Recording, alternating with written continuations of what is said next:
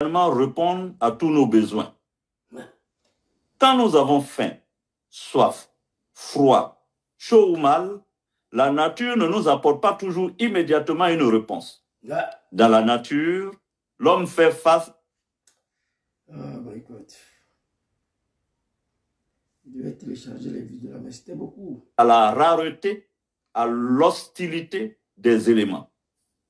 Il ne suffit pas qu'il y ait de la terre, de l'eau, de l'air ou du feu pour que l'homme soit heureux.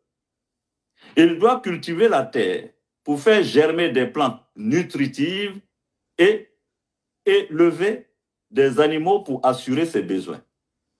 De ce fait, l'agriculture conditionne la survie de l'humanité, surtout à mesure que sa population augmente à travers les siècles et les millénaires, accroissant la... Écoutez, chers parents cultivateurs de la Côte d'Ivoire, c'est l'un de vos fils qui a fait 6 ans en exil.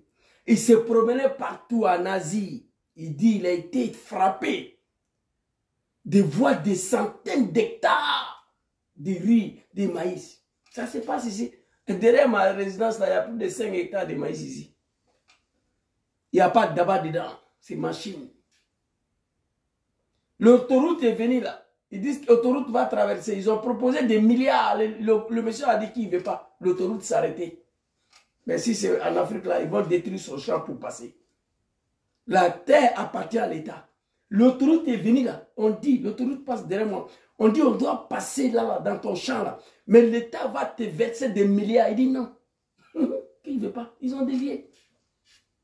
Ici, chers parents cultivateurs, moi je suis content. Pression de la demande alimentaire sur l'écosystème terrestre. C'est ainsi que l'humanité est passée des sociétés de chasseurs, cueilleurs, nomades de la prairie. Je suis fier. Peut-être avec étonnement. Pourquoi ce long voyage? Je suis fier de voir président Diom Soro en forme, en bonne santé dans un tel état. L'homme n'a rien perdu. Parfois, il ne dort pas. Moi, je sais. Je connais l'homme. Parfois, président Diom Kibafori Soro ne dort pas. Quand il voit combien de fois son pays est plongé dans la misère, quand il pense que les Ivoiriens n'arrivent pas à manger 3 fois par jour, un pays tropical qui est installé sur le bas-fond. Quand vous quittez Aoumé, jusqu'à Saint-Franc, jusqu'à Boisflé, c'est des bas-fonds. Tout, c'est des bas-fonds où tu peux cultiver à gogo. Des centaines d'hectares. Mais nous sommes dirigés par des animaux.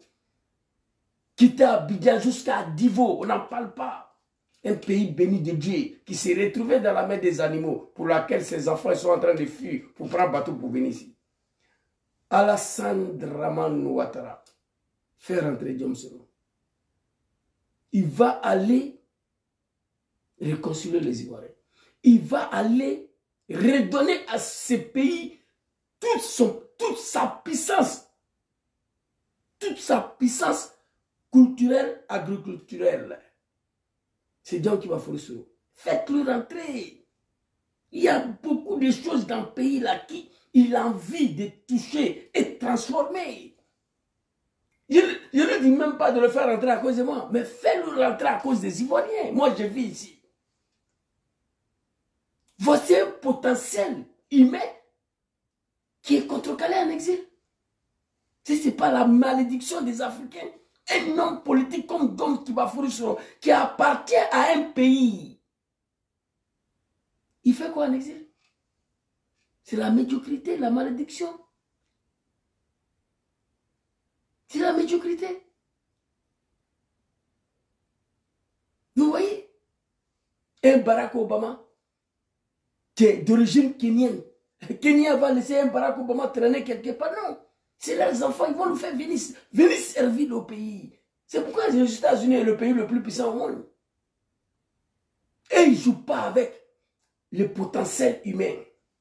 Aux États-Unis, quand ils voient que tu es capable de transformer un stylo là, toi tu es surpris. On te garde. Comme il y a des savants africains, les Américains les ont appelés, ils sont là-bas, ils sont en train de servir le pays. Si ce n'est pas la malédiction de l'homme africain, comment Ouais, merci beaucoup, agriculturel, c'est ça. Comment un homme comme John Kibafori Soro, qui appartient à un pays, qui peut traîner en exil. Vraiment, fais-le rentrer. Il va venir servir le pays là. Fais-le rentrer. Ouais, mon frère, c'est ça. À travers l'histoire de l'humanité, l'histoire de l'agriculture. Eh bien, tout simplement, parce que pour prétendre apporter des solutions aux problématiques de l'agriculture ivoirienne, il est nécessaire de s'en référer aux racines et à l'origine de celle-ci. Malgré les ambitions affichées par divers gouvernements, l'agriculture ivoirienne reste freinée par une industrialisation quasi inexistante. Quasi inexistante. Est-ce que vous avez compris cette partie? Attends, papa. Une agriculture extravertie. Cacao, café, a marqué le début de la civilisation humaine que nous connaissons aujourd'hui. Généralement, mesdames et messieurs, on distingue l'agriculture traditionnelle de subsistance, dédiée à la satisfaction limitée des petits groupes humains, l'agriculture moderne, extensive ou intensive, qui améliore sans cesse la productivité pour participer à la compétition industrielle mondiale, l'agriculture biologique ou durable, qui privilégie une production respectueuse des équilibres écologiques. Enfin, l'agriculture urbaine, qui insère la production végétale et animale dans les interstices des villes grâce à des innovations artificielles et des adaptations naturelles. On ne connaît pas tout ça. Chers membres de la COC, la situation agricole de l'Afrique est extrêmement contrastée. C'est un continent doté de la plus grande réserve de terres cultivables au monde, mais qui continue, hélas, d'alterner entre agriculture traditionnelle et importation massive de ressources alimentaires d'Europe, d'Amérique et d'Asie. C'est la malédiction.